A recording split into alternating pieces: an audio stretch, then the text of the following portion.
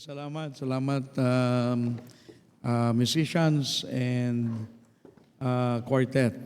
Ngayon pong hapon, buksan po natin ating Biblia sa lugar ng Philippians chapter 4. Philippians chapter 4, simulan natin sa verse number 10. Philippians chapter 4, verse number 10. Tayo po tumayo and let us stand and read this portion of our scripture from verse number 10 hanggang 13. Okay, babasahin ko po ang ating lugar sa 10, Philippians chapter 4, verse 10. But I rejoiced in the Lord greatly, that now at the last your care of me had flourished again, wherein you were also careful, but you lacked opportunity. Not that I speak in respect of want, for I have learned in whatsoever state I am, therewith to be content. I know both how to be abased, and I know how to abound. Everywhere and in all things I am instructed, both to be full and to be hungry, both to abound and to suffer need. I can do all things through Christ, which strengtheneth me. So ito po ating pag-aaralan. ang aking title is simply, Be Content. Be Content. Okay, itong ating pag-aaralan ngayong hapon. Tayo po sandaling tumukat pumikit at tayo po manalangin. Father in heaven, we ask that you will help us to learn to be content. Paul said he learned it. And so, ibig sabihin, Panginoon, it is not automatic na sa panahon na kami ay nakakilala sa iyo, kami ay automatically nagiging kontento sa aming buhay. But Lord, I pray that that you will use this opportunity to teach us. Ikaw po ang mag-minister sa aming mga puso, sa aming mga isipan, at maunawaan namin ang prinsipyo na ito, which is to be content. Pagpalain mo po, I know na marami pong pangailangan ang iyong mga anak, iba't ibang uri, and we trust that you will provide all of these needs because that is your promise. So, Panginoon, samahan mo kami sa pag-aaral na ito. At ito po ang aming samot na langin sa pangalan ni Jesus. Amen. Salamat po. You may be seated. Okay, today with all our modern technology, marami tayong gadget, marami tayong invention, leisure places to go, pwede tayong maging masaya sa mga napakadaming lugar na pwedeng puntahan, o kaya mga bagay na pwedeng bilhin. People are stressed out, at ang buhay ng marami parang pagod na pagod, at parang, walang satisfaction. No? And maraming nabubuhay sa panahon na ito, sa kabila ng advanced ang technology, parang hindi pa rin maging maligaya. No? Of course, ito isang dahilan bakit maraming tao hindi rin naliligtas, kasi ang testimony, kapag ang testimony ng Kristiyano, para bagang ang Diyos ay hindi sapat, at ang daming pangailangan, and God does not provide, sometimes you wonder why people do not come to the Savior. Kasi sa ating attitude minsan, if we are not careful, we are not helping the cause of evangelism. Para sabihin ng mga tao, kayo nga hindi kayo maging maligaya. Bakit naman kami, why do we want to be like you? Diba? So, ganyan ang mundo. Tinatanong nila yan kung tunay na dakila ang inyong Diyos, ba't hindi niya kayo matulungan sa mga problema nyo? Namin yung problema, ganyan ang buhay nyo. Diba? Now, contentment is provided in the Word of God. Tayo, sinabi ng Bible, we are commanded to be content. We are demanded, it is demanded upon us na tayo maging kontento, at yan ang inaasahan ng Diyos sa atin. Okay, so pag-aralan natin ito, balikan natin, ito'y alam niyo na, pero babalikan natin, kasi ito naman ay mga bagay na napapag-usapan natin once in a while. Number one, I'd like to talk about the definition of contentment. The definition. Una, sabihin natin, what contentment is not? Kasi baka kala natin ang contentment, itong mga bagay ito. For instance, yung ikaw ay ang buhay ay relax-relax.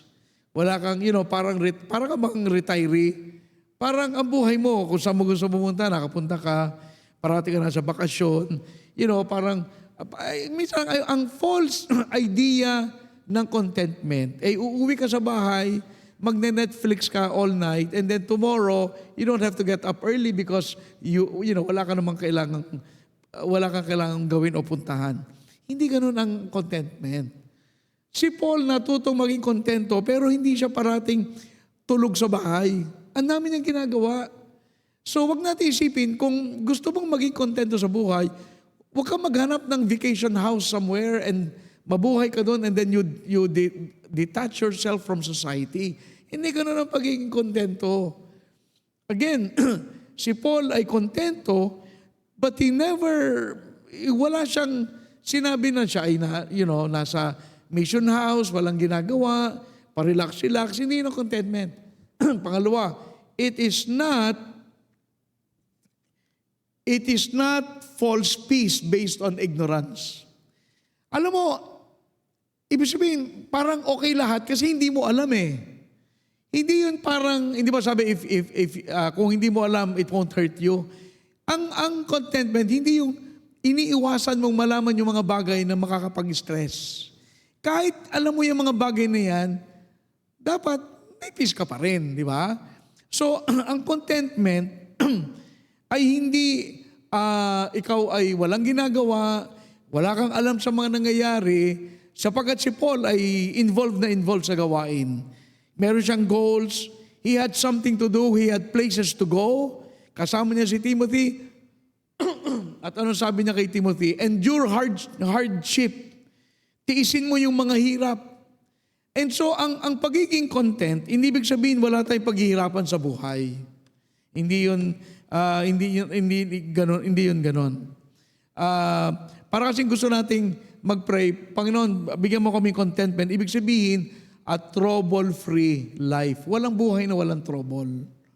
And wag natin isipin, ma-achieve ko yung contentment pag nawala lahat ng aking problema. Hindi. Ang buhay ay hindi ganon. Okay? And then number 3, it's not to escape from battle. Alam mo yung parang, si Paul kasi naka-engage sa battle. Parating meron siyang mga Roman soldiers, parati siyang hinahanap, parati siyang dinidebate, at hindi niya tinakasan yan. And yet, si Paul ay isang tao na maligaya sa kanyang buhay, pero ang dami niyang battle. Bakit ganon? Kasi nga, ang misconception natin, ikaw'y magiging kontento pag ikaw ay walang problema, relax ka lang, wala kang iniisip, hindi ganon. Parang pag wala kang stress, kontento ka na. Hindi po ganon yun. Okay? So, si Paul ay hindi nakatakas sa mga battle sa kanyang buhay. Nung siya'y sumulat dito sa aklat ng Philippians, siya'y nakabilanggo. And, wala siyang kalayaan. Naka-chain siya sa isang sundalo na nagbabantay sa kanya. And, ang kanyang, aching body, ang sakit ng katawan, naka-chain ang kanyang kamay. Although dito sa Rome, nakakalaya siya, pwede siya mag-entertain ng mga bisita. Pero as a whole, ang buhay ni Paul ay isang battle. Ang contentment ay hindi kawalan ng battle sa buhay. Actually, dapat tayo may pinaglalaban. Kasi kung wala ka ng pinaglalaban, ba't ka pa nabubuhay? Nakakatamad naman ang buhay na wala ka man pinaglalaban sa buhay mo. Diba? Hindi man lang paglaban ng Panginoon.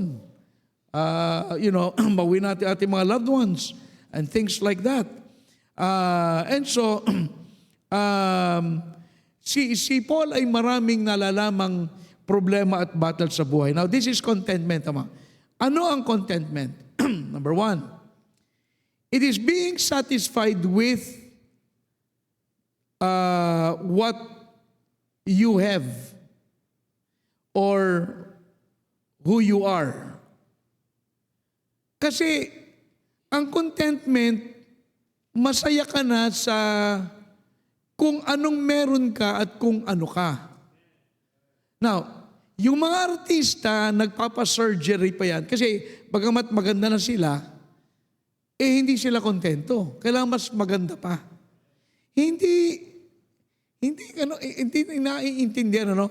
You should be satisfied with what you have and who you are. Kasi kung hindi ka kontento sa kung anong ginawa ng Panginoon sa iyo at tayo magkakaiba, ay hindi ka maging maligaya kasi there will always be somebody ahead of you in this life. Parating meron ganyan eh. Ano ba? Makikipagabulon tayo sa kanila. O sabihin natin financial, makipagyamanan tayo sa kanila. Wala namang katapusan yan eh. So hindi tayo magiging masaya kung yun ang hinahabol mo. Okay? Contentment is being satisfied with what one is or what one has. Kung anong meron ka at kung ano ka, dapat satisfied ka doon. Now, I'm not talking about wag kang mangarap o wag kang magkaroon ng ambisyon. That's a different issue. Pangalawa, mentally and emotionally satisfied with the things as they are. So mentally and emotionally satisfied ka sa mga bagay-bagay as they are. So kung ano ang mga bagay sa iyong buhay, ay okay sa iyo. Yun, yun ay contentment. And number 3, willing to accept circumstances. In other words, kasi ang kalagayan natin sa buhay magkakaiba. Merong may sakit, merong may cancer, halimbawa merong may malaking binabayaran na utang, merong mortgage sa bahay na hindi mabayaran. Alam mo, magkakaiba tayo ng kalagayan. But contentment is you are willing to accept kung ano yung kalagayan mo sa buhay. Kasi ito ang niloob ng Panginoon sa iyo eh. Tayo dapat ay masatisfy sa kalooban ng Panginoon. Kung ano ang ginawa ng Panginoon, kasi listen, God can change our circumstances easy. Napakadali. Pero hindi ang ginawa ng Diyos eh. Alam mo, kayo ng mga nag-aaral, kung kayo lahat ay genius, kahit hindi kayo mag-aaral, okay, di ba? Hindi eh. Di ba? Ano bang joke? Kailan mag-aaral? Greek, di ba? Greek natin, di ba? Kailan mag-aaral? Dapat lahat tayo. Hindi nga eh. Pero you should accept it. No, hindi ibig sabihin, hindi ka mag-aaral, hindi ka mag-pisikap, pero willing tayong tanggapin kung ano tayo at kung anong meron tayo, kung anong kalagayan natin. Yan ang pag-contentment. And number 4, not wanting more or anything else. In other words, meron kang peace of mind. Okay? Okay, not wanting more or anything else. In other words, kung ano ka at meron ka at kalagayan mo, ano man yun, tanggap mo yan. Tanggap. Again, hindi ako nagsasabi, huwag ka na maghanap buhay. Hindi ko sinabi yon. Pero ang pagiging content, ikaw ay tanggap mo ang iyong ano ka at anong meron ka at anong kalagayan mo. Okay? Now, pangalawa, the secret of contentment. O yan definition. Dapat ganyan tayo. Na paano ba tayo makokontento? O ito ang sikreto niyan eh. Dapat tayo makontento kapag na-satisfy tayo sa resources na meron tayo, at ang number 1 resource natin ay ang Panginoon. Na tayo ay nakikita natin ang ating resources ay adequate o sapat. Kasi anuman ang pangailangan ko, kung meron ko resources na sapat para mapunuan yung kailangan ko, ay di okay na. Okay na kasi may resources ako eh. At ang pinakamahalagang resources ko ang Panginoon. Therefore, it doesn't matter what I face in life. Because if my resources are adequate, kayang tapatan yung anuman ang pinagdadaanan natin sa ating buhay. Kasi meron kong resources eh. Okay? Parang siya sabi ni Paul, ako'y content because I have what I need to face my battles. At what I have to face my battles ay higit doon sa battle ko. In other words, meron akong, kumbaga, ako may bala na mas, mas marami kaysa doon sa kailangan kong gamitin sa sitwasyon na ito. So, yun ang sikreto. Kailangan makita natin na meron tayong sapat na resources. At ang problema, nabubuhay tayo na parang hindi sapat. Kaya tayo ay hindi maging kontento. Now you might say, Pastor, kung alam mo lang ang aking kinakaharap na kalagayan at buhay. The Bible says, habang tumatagal, things will wax worse and worse. Kung ano man kalagayan natin, it can get worse talaga. Pero hindi naman sa kalagayan natin tayo magbabatay kung tayo magiging kontento sa Diyos at sa ating buhay. Di ba? Kasi at okay lang kung ano man ang ating, kasi Pastor, kung alam mo lang ang kinakaharap, again, kung ano man ang kinakaharap natin, kung ang iyong resources ay mas higit sa iyong kinakaharap, panalo ka eh. At dapat ganun ang isipan natin, na meron tayong resources higit sa ating kailangan. Adequate nga eh. Okay? So contentment therefore is not tied to our circumstances. Hindi nakatali ang ating pagiging kontento sa kung anong meron kakalagayan natin, kung hindi sa kung anong meron tayo. Kasi kung anong meron tayo, tatapatan kung ano man ang kailangan natin. At kung mas malaki yung ating resources sa ating kailangan, we should be content. At yun ang sikreto, dapat makita natin yan. Now, in other words, we need to make God our satisfaction. Alam mo, kapag ang Diyos ay sapat na sa atin, alam niyo mangyayari, magiging tayong masaya. Saan man tayo nakatira, ano man ang ating trabaho, ano man ating kinakain, ano man ating ginagawa, because satisfaction does not depend on our salary or the house we live in or the life that we have. Hindi. Kapag ang satisfaction natin ay sa Diyos, saan man tayo ilagay na, alam mo, when you become a missionary, kahit saan ka pwedeng ilagay ng Diyos eh. Alam niyo magdetermine kung saan ka tatawagin. When you give your life to serve God, you don't know where God will call you. Ako nandito ngayon. Ngayon lang yan. Eh kung umalis out, tawagin ako sa ibang lugar. Wala namang imposible sa Diyos eh. Now, ako'y dapat maging maligaya because yung resources ko, saan man ako dali ng Diyos, alam niya kung saan. Eh di, mas malaki yung aking resources kesa yung kakaharapin kong lugar na pupuntahan.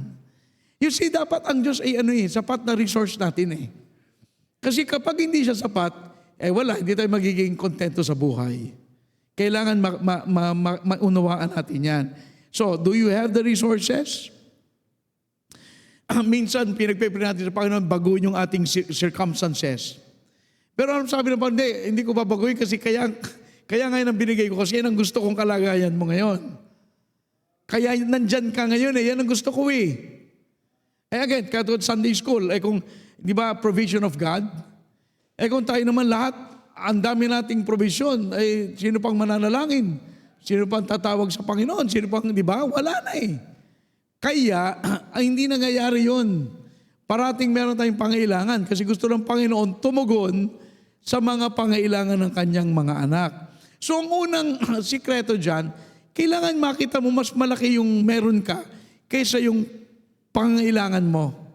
Saan man yung financial, emotional, spiritual, parating mas marami ang resources. Now, si Paul, kailangan niyang mapag-aralan ang maging kontento. Hindi automatic sa atin. Verse 11, not that I speak in respect of want, for I have learned in whatsoever state I am therewith to be content. Natutunan ko Tayo, kailangan matutunan din natin. Paano? Makita natin ang Diyos natin ay sapat sa ating mga kailangan. Diba? Hindi sinabi sa Bible na natutunan ito ni Pablo sa araw na siya naligtas. Hindi nabigla siyang nabago. Sabi niya, ang ginawa ng Panginoon, tinuruan siya in the process sa kanyang buhay na maging kontento. Kailangan pag-aralan mo maging, kasi kung hindi tayo maging maligaya. Parating kulang, parating, hindi sapat. Dapat natututunan natin maging kontento. And syempre, si Satan, iniiwasan tayo maging kontento, parating pinag-aalala para hindi natin matutunan na ang ating Diyos ay Diyos na sapat sa atin. Kaya ngayon si Satan parating, para ba tayong kinakabahan? Kinakabahan tayo parating, ako baka kung ano mangyari. Para hindi natin makilala ang ating Diyos. Ating Diyos ay, at makikilala mo naman ang ating Panginoon kapag may mga pangailangan, kapag may mga problema, diyan natin nakikilala ang Panginoon. Hindi sa panahon na tayo ay sagana, kung sa panahon na tayo may mga pangailangan sa ating buhay. So, si Paul has learned that something in him gives him sufficiency at ito ay ang Panginoon. Kailangan makita natin mga kapatid na meron tayong Diyos na talagang sapat. In other words, kapag nasa iyo ang Panginoon, ano man ang kailangan mo, kaya niyang ibigay. Bakit ba tayo hindi pa maging maligaya na meron naman tayong Diyos?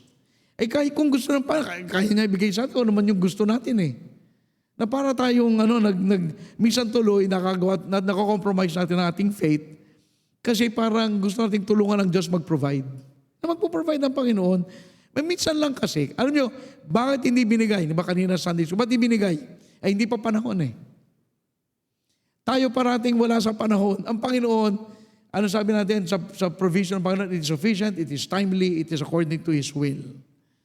A lot of times, hindi pa panahon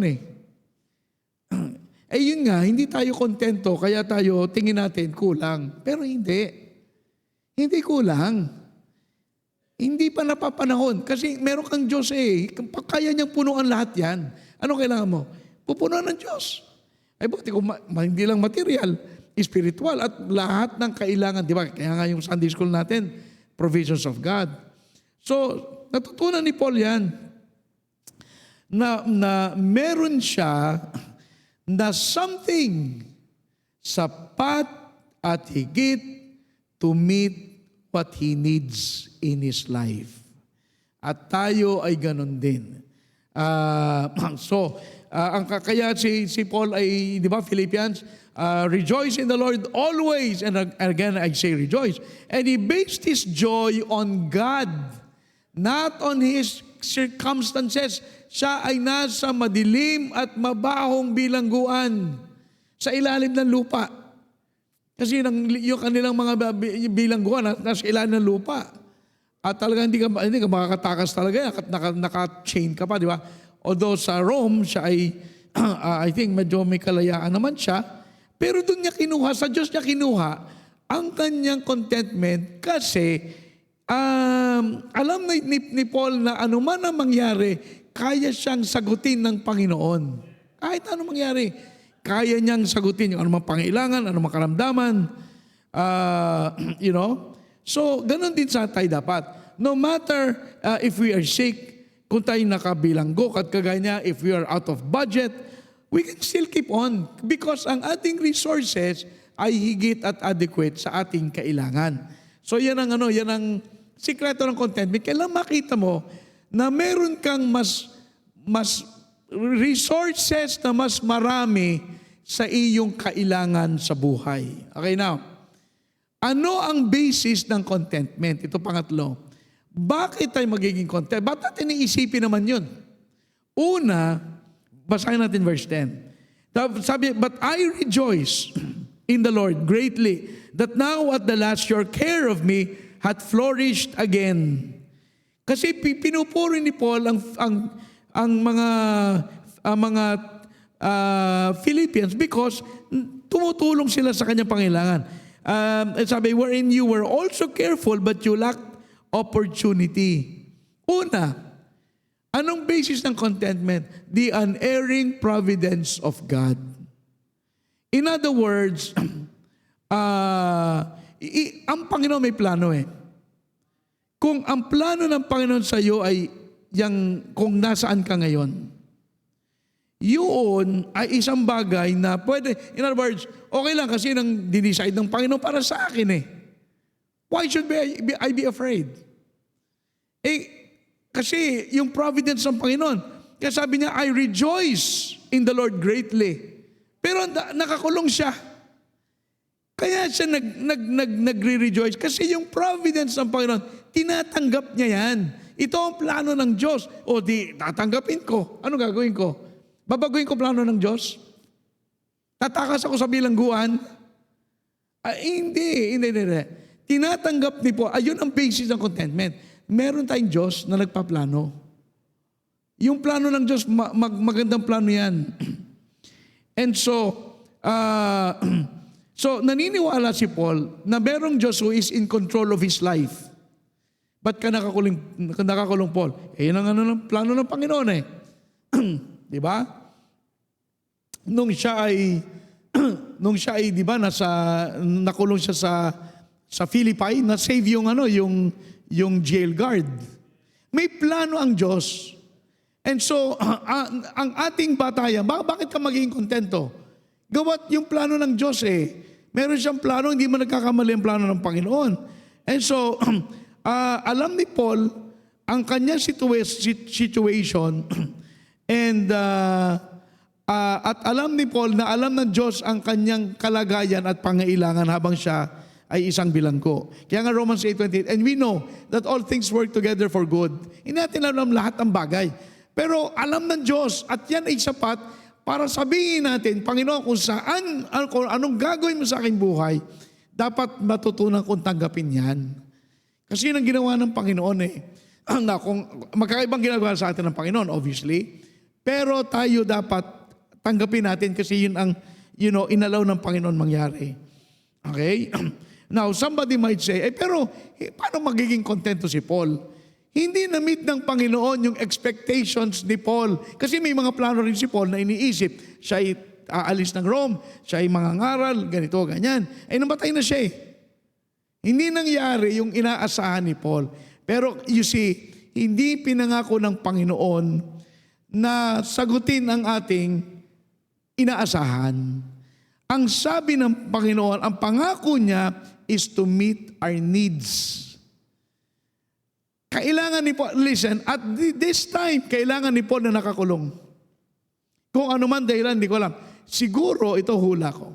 Nung siya'y nakulong sa Rome ng matagal, alam niyo kung nangyari doon? Nakapagsulat siya ng mga at least 4 atang libro. Kaya meron tayong mga Book of Galatians, I think mga Ephesians. Sinulat niya yan sa Rome. Bilang bilanggo, habang siya'y isang bilanggo. Hindi natin alam kung ano ang ginagawa ng Diyos. Pero ang contentment. Kaya kontento ka kasi alam mo, yung plano ng Diyos, ginagawa lang. Tayo naman, gumaganap lang sa plano eh. Di ba? Gumaganap lang kung anong plano ng Panginoon. Di ba? Again, ang sabi ng Panginoon, I will meet your needs. Hindi yung gusto mo, kundi yung gusto niya. Okay? Anong expectation ni Paul? Halimbawa, physical healing. Si Paul may sakit. Isipin, bakit si Paul naman of all people nagkasakit? May sakit siya eh. Now, yun ang maaaring expectation ni Paul gumaling sa physical ailment. Hindi gumaling. Kasi hindi yun ang pangako ng Diyos. Ang pangako ng Diyos, I will meet your needs. Well, I guess hindi kailangan ni Paul gumaling. Pati naman kailangan gumaling, may sakit. Yun ang gusto ng Panginoon eh. In other words, hindi ko sinasabi na bubuhay tayo sa bahala na system. Pero willing tayong tanggapin yung providence at pagpaplano sa buhay natin ng Diyos. Kaya hindi tayo nagseselos kung anong ginagawa ng Panginoon sa ibang tao kasi magkaiba nga ang plano ng Diyos sa atin. Napansin niyo ba magkaiba tayo ng kakayanan? Meron mga musically talented. May magaling dito, magaling dito. Magkaiba tayo ng galing. Buti na lang. Kasi kung lahat tayo choir member, wala na makikinig sa atin. Di ba? Magkakaiba talaga tayo. Di ba? Yung ating fruit, yung ating gift na binigay ng Diyos, magkakaiba. Okay lang yan.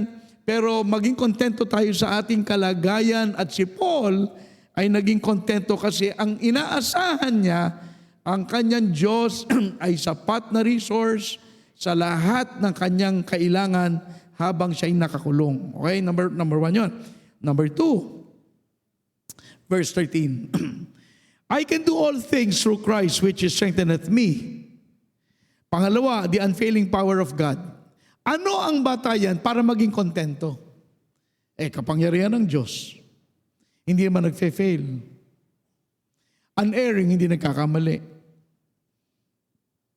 Pero pangalawa ang Diyos, kung ano man ang kailangan mong kapangyarihan, kailangan mo ng powers, kaya ng Panginoon yan. Kasi ang Panginoon, hindi nabibigo ang kanyang kapangyarihan.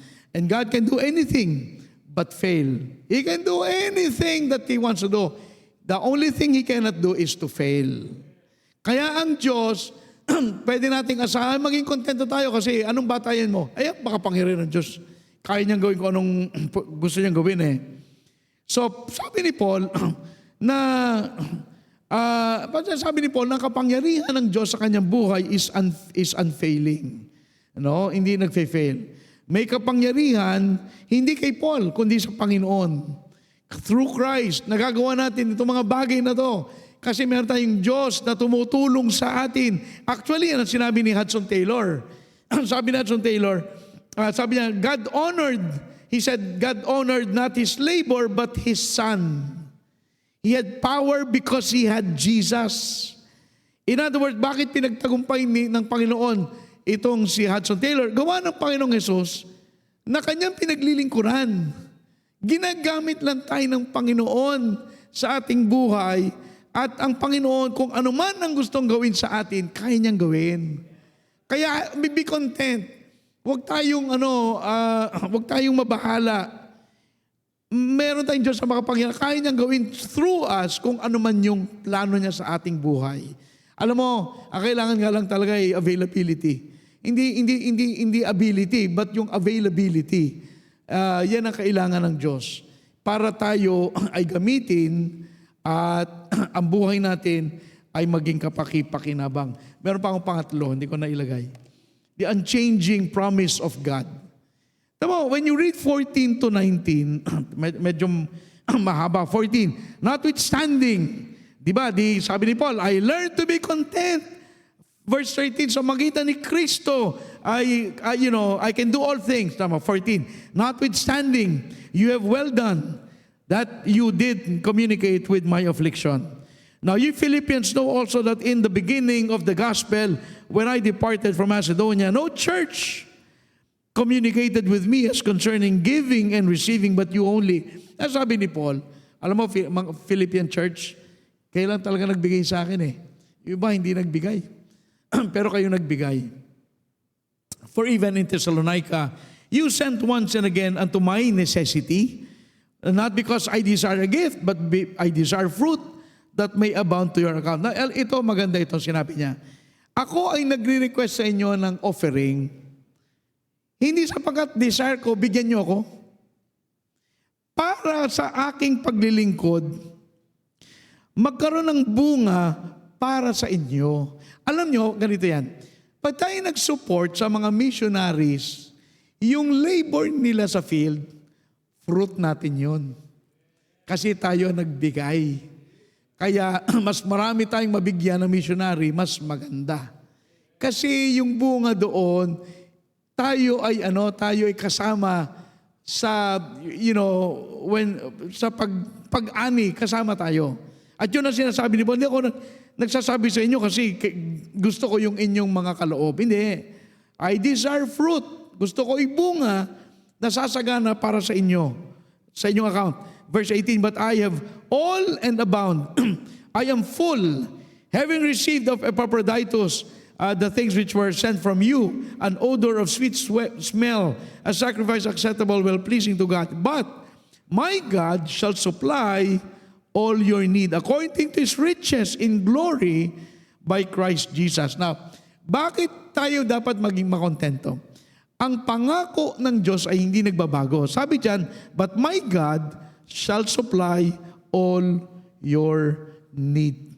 In other words, at ito naman, sinasabi natin parati, ang konteksto nito, sila tumutulong sa mga missionary. Sabi ni Paul, sige, habang kayo nagpapadala, And let me tell you, God will supply all your needs. Kung di ka naman natulong, hindi yun ang context. Ang context, ikaw ay may bahagi sa ginagawa ni Paul.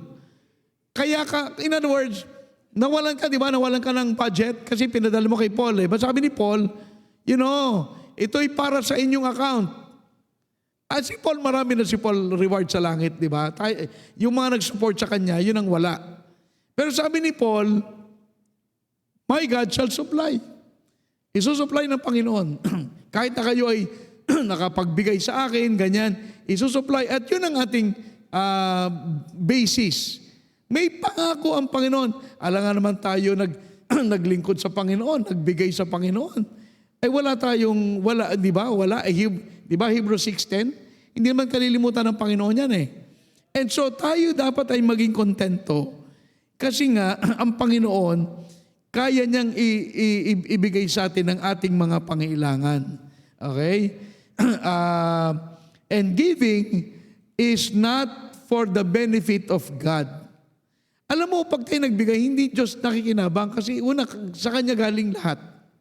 Lahat ng meron tayo, hindi lang material, lakas, talino, wisdom, lahat ng galing sa Diyos. Hindi na wala namang kailangan ng Diyos sa atin eh. Tayo may kailangan. Kasi sa ating pagbibigay, sa ating pagtulong, ang Panginoon na gagamit yan para mga tao ay maligtas. Kasi really, the more tayo makatulong, the more maraming pwedeng maabot na kaluluwa. And so, ang pangako ng Panginoon, I will meet all your needs. So tayo maging kontento because God promised na ang ating lahat ng pangailangan ay Kanyang tutugunin. Okay? I have never seen the righteous forsaken nor his seed begging bread, David said. Kaya wag tayong mabahala sa mga bagay na yan. Tayo ay maging kontento. Now, in closing, ang contentment, hindi yan, hindi yan kawalan ng problema, hindi yan ang contentment, hindi ibig sabihin, ikay nakabakasyon sa Caribbean at wala kang ginawa kundi matulog at mag-swimming. Hindi yun. Hindi ganun ang contentment. But what is contentment? Knowing that you have a resource that is adequate for all your needs. Meron kang Diyos eh. Nakita mo ang Diyos mo, sapat. Anuman ang problemang dumating, anumang karamdaman, pangailangan, pagsubok, meron kang Kristo na kaya mong itapat sa lahat ng yan. So, yun, kontento kasi meron kang gano'n, naintindihan mo yon. And, binabatay natin yan, o saan natin binabatay, maging kasi may plano na ang Diyos. At may kapangyarihan siya. At may pangako siya. So because of that, tayo ay dapat maging kontento. Now, alam mo, I'm sure nung panahon ni Paul, parating sinatanong siya, Paul, ba't parati ka naman nakakulong? At hindi ka ng Panginoon mailabas sa kulungan. Parati, mga 7 beses ata siya nakulong. Can you imagine? 7 beses nakulong. Hindi siguro, tinatanong ng mga tao. Pero ito ang miracle eh. The miracle sa buhay ni Paul is not, pag siya'y nakulong, binabago ng Diyos yung kanyang circumstances. Hindi yun ang miracle eh. Pero yung nauunawaan ni Paul na ang Diyos na meron siya, kaya siyang tulungan sa kanyang kalagayan saan man siya naroon at ano man ang kalagayan na meron siya. Meron siya, in other words, pag meron kang Diyos, matibay ka na eh. Kahit may, di ba, alam mo yung pag may problema ka pero tumawag ka sa Panginoon sa panalangin, hindi mahirap yung problema eh. Napapagaan yung problema kasi meron kang resources na nagagamit to meet the needs that you have. And that's why you are content kasi meron ka parating nabubunot na resources. At yun ay ang Panginoon. And so when we worry, we're saying, Panginoon, hindi mo kaya. Yung mga pangako mo, hindi tiyak. Yung kapangyarihan mo ay failing. At ang iyong providence does really err. Hindi nagkakamali. Ang plano ng Diyos, hindi nagkakamali. Sa atin at nagugulat tayo. Yung mga karamdaman na hindi natin inaasahan, nagugulat tayo eh. Ang Diyos hindi.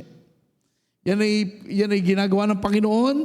Siya nakakaalam kung anong mga dahilan. Kaya tayo ngayong hapon, matuto tayong magtiwala sa Diyos. Meron tayong Diyos na ano man ang kailangan natin, He can supply. He really can. Wala tayong dapat isipin at alalahanin. Ang Diyos natin ay higit sa lahat ng pangailangan, problema, karamdaman. Di ba? And for instance, meron kang babayaran na napakalaking halaga. Anong gagawin mo? God can give you the wisdom to produce the money. Ang dami. You realize ang daming magagaling na businessman. Sa kanila, ang bilis kumita eh. Ang bilis kumita. Kung bigyan ka ng Panginoon ng ganong ability, alam mo, kaya ng Diyos gawin ang lahat para matiyak na yung needs mo, ayon sa kanyang pangako, ay maibibigay. Magpatuloy lang tayo, huwag tayong matakot, huwag tayong mag-alala, meron tayong Diyos who is in control, and all we have to do is trust Him. Okay? So tayo po lahat ay tumayo. Let's all stand. Tayo po tumayo, tayo po manalangin. Tayo po tumakot, pumikit, manalangin tayo. Panginoon naming Diyos, tulungan mo kami na maunawaan na meron kaming Diyos na sapat. Ano man ang aming kaharapin na problema, pangangailangan, karamdaman, o mga pagsubok sa aming buhay, Lord, you are a God who is willing to provide the solution and the resources so that magtagumpay kami, Panginoon, sa mga iba't ibang pangailangan na meron kami. But Lord, help us to learn to be content. Because when we are content, kahit Panginoon kami ay nasa mahirap na kalagayan, we are willing to accept it because of your providence. Meron kang plano na pinapahintulutan sa aming buhay na hindi namin nalalaman. Tulungan mo kami magtiwala sa iyo na meron kang magandang plano. At Lord, hindi ko alam kung sino sa amin ang maliligtas. Ngunit kami po ay nananalangin na iligtas mo po ang aming mga mahal sa buhay. Help us, Lord, to always be praying and about their salvation. Pagpalain mo po ang iyo pong ilan na naririto na wala pa kay Kristo, ikaw po nakaalam sa aming mga puso. Tulungan mo po na makita namin si Kristo na aming kasapatan upang matubos ang aming mga kasalanang na nagawa upang hindi na kami, Panginoon, mapahamak pa. Lord, I pray that you'll bless our invitation tonight. Bigyan mo kami ng content spirit so that we can face each day with victory. Pagpalay mo po ang paanyaya ngayong gabi, ito po ang aming samantalangin sa pangalan ni Jesus. Abang lahat po yung nakatungo, nakapikit, if you'd like to come for prayer, siguro marami po tayong pangailangan. Sabi natin, God can provide because He is a God of provision. Totoo yan, kaya ng Diyos ibigay sa atin lahat ng bagay. Pero mga kapatid, we have to learn to be content. May mga bagay na na dapat nating tanggapin na ito ay plano ng Diyos, ito ay kalooban ng Diyos. At kung anumang hirap ang kalagayan na ating kinalalagyan, we should be content because alam natin ang plano ng Diyos ay hindi nagkakamali. Meron siyang paraan para tulungan tayo. Kung tayo man ay may malaking pangailangan, kaya ng Diyos bigyan tayo ng paraan para masagot ang mga pangailangan na yan. And that's what I mean. Meron tayong resources na kung ano man ang kailangan natin gawin, God can tell us what to do. Kung meron tayong mga pangailangang material, as long as we're content, we should be, alam mo, dapat tayong maging kontento. Masaya kung anong meron tayo. Pero kung meron tayong kailangan and God knows what we need, kaya ng Diyos i-provide. And sometimes yung needs natin ay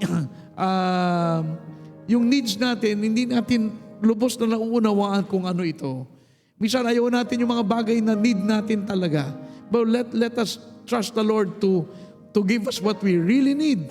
And that's why siguro maraming bagay na hindi niya binibigay, alam ng Panginoon na hindi natin kailangan ang mga bagay na iyon. So let us learn to be content. Meron tayong Diyos, we are satisfied with our God, and let Him be our satisfaction. Na kung di ka pa po naligtas, tanggapin mo si Kristo, wala pong ibang makapagbabago ng buhay natin liban sa Kanya. At kung siya iyong personal na makikilala sa magitan ng pagtalikod sa kasalanan at pananampalataya kay Kristo bilang personal mong tagapagligtas, babaguhin niya ang iyong buhay at ililigtas ka niya sa kasalanan. So I invite you to trust the Lord Jesus Christ tonight as your Lord and Savior. Habang lahat ay nakatungo nakapikit, patuloy tayong manalangin.